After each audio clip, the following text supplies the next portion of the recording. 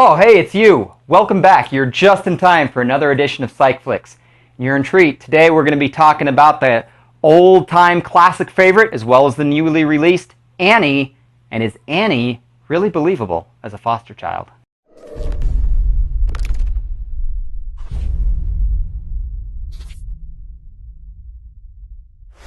Hi, welcome back to another edition of PsychFlix. I'm Jess Willens, and each week on PsychFlix we analyze a current or popular movie from a psychological perspective, where we try and sort of worm our way into the heads of the characters that you love or hate so that you can better understand them. Now, last week we talked about the Grinch and his anger issues. Unfortunately, there were a few copyright issues that we had, but they've been taken care of. It made it difficult to share the movie on Facebook and other places. So if you haven't seen it yet, please click here. It's a good one. It was our Christmas edition. But this week, we're going to be talking about Annie. And we're going to be talking about whether or not Annie is portrayed correctly as a foster child and some of the psychological and mental health issues that foster kids often have to deal with. So again, this week we're talking about the movie Annie. As you know, I'm a mental health practitioner, and what we do here at PsychFlix is we look at movies from a psychological standpoint. I don't do the movie reviews. That's Lane Levanway's job, and he does an excellent job. But since he's not going to be seeing or reviewing the movie Annie, I thought I'd give you just a real quick review of the movie Annie, because it's gotten kind of mixed reviews. And of course we all know Annie is an all-time favorite, as far as musicals go. And I think I know why it's getting mixed reviews. And this is my take on it. I think that if you're going expecting to see the musical Annie, because you love the musical Annie, you're going to be very disappointed. However, I think the movie does a great job of telling the story of Annie. And I think it's very enjoyable as a movie and as the story of Annie. But from a musical standpoint, they cut out a lot of the old songs. The old songs that they did use, the classic songs, they cut them down even in size a lot. They cut a lot of our favorite songs out of it. And then they added a whole bunch of new songs. And they did it, but the problem is these new songs are a completely different genre. They're sort of like an R&B style of music, which in some ways fits for the setting of this new movie, which is, modern day Manhattan, and they have Annie as a black little girl, and Mr. Stacks is Jamie Foxx's character, and he's running for the mayor of New York City. And so the R&B music fits the new theme, but it doesn't, when kind of mixed in with the old songs, it feels odd and not much continuity. So again, overall I enjoyed the movie, but I didn't like it as a musical. So if you want to just go and watch a good story of Annie, then I highly recommend it.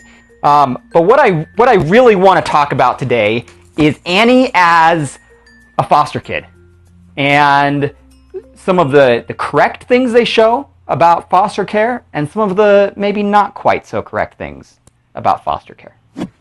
So as we all know, Annie is a foster kid. Actually, historically, Annie grew up in an orphanage, and that's one of the nice bits of the opening song or sequence that we see is, where they're singing about, what it means to grow up as a foster kid or in an orphanage. And they say, the great lines, instead of treated, we get tricked. Instead of kisses, we get kicked. Because no one cares for you a smidge when you're living in an orphanage. Santa Claus we never see. Santa Claus, what's that? Who's he? No one cares for you, a smidge. When you're in an orphanage, it's a hard knock life. I think this time they changed it to no one cares for you a fig when you're a foster kid. Santa Claus we never see. Santa Claus, what's that? Who's he? No one cares for you, a fish. When you're a foster kid.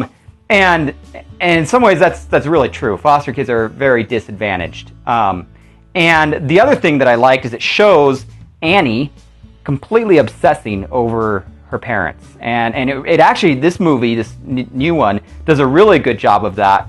Is every Friday she goes to a specific place where supposedly her parents left her when she was a very young girl. That I really like that, and that's one of the things that I think we should all understand about not only foster kids, but about all kids.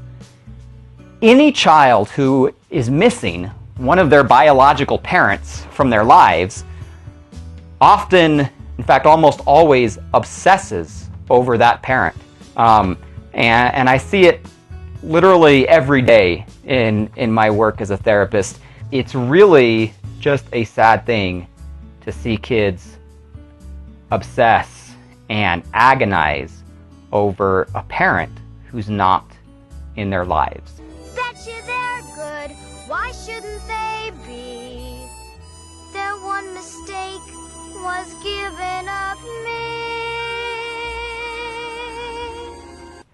And I think that's a message to any of us who have kids, is that they desperately, desperately need us to be involved in their lives. If you'll think back to some of the previous PsychFlix that I've done, in the first week I talked about Voldemort and his reactive attachment disorder. Now, not all foster kids have reactive attachment disorder, but pretty much all foster kids have some attachment issues. Also in my second week I talked about post-traumatic stress disorder, and that's almost universal.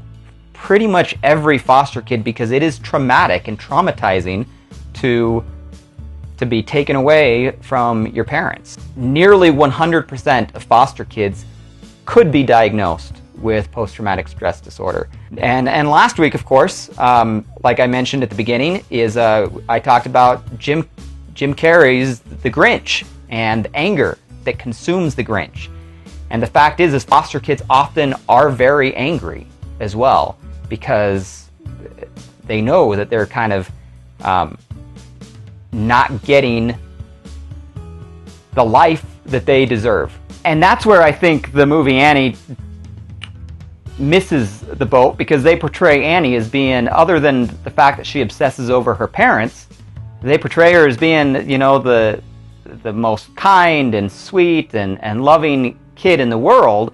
And not that foster kids can't be kind and loving and sweet, but they often have a lot of anger, and they often have a lot of behavioral issues. However, I would say that the biggest issue with foster kids, from my work with foster kids, is not even their any behavioral issues or anger issues that they may have, but the biggest issue is a lack of identity. And that's something that is actually, it's absolutely essential for every human being in life at all stages of life. We need to know where we fit in. We need to know what it is that defines us, and what it is that we are a part of, and who we are.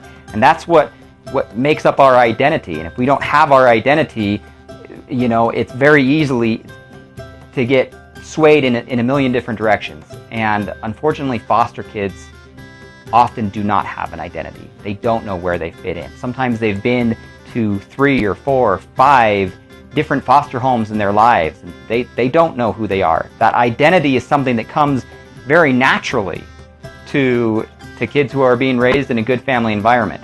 And that is something that the movie references, as they say, you know, it's just a matter of time before the Annie and all these other girls they're talking about, it's just a matter of time before they get shipped off to another place. And they know that they're not going to stay with Miss Hannigan forever, so yeah, so she happens to be a little bit mean, but, you know, eventually we're going to go someplace else, and hey, maybe they'll be a little bit nicer. And foster kids expect that. So my challenge to you as we wrap up today is that if you know a kid, an underprivileged kid who doesn't seem to fit in anywhere and isn't quite sure who they are, I challenge you to try and give them an identity. Try and help them to know where they fit in. Help them to know that they are a part of something important. You know, whether that's a team or a club or Boy Scouts or Girl Scouts or whatever it is, help to make them feel needed and wanted and an important part of some aspect in life. And that's how you can be the Mr. Stacks of these kids' lives, as opposed to the Miss Hannigan of their lives. If you'd like to know a little bit more about foster kids and the psychological issues, the mental health issues that they have, see my blog linked below. And again, tune in every week for a new episode of PsychFlix. You don't want to miss next week, where we're going to be talking about Into the Woods. So we're on a theme of musicals here right now, and I hope you tune back in next week. Also, please subscribe to the channel Cine-Love so that you can have access to all of my PsychFlix videos, and as well as Lane Levanway's movie reviews. And I promise you, you will not be disappointed. Again, I'm Jess Willens, and until next week, this is PsychFlix.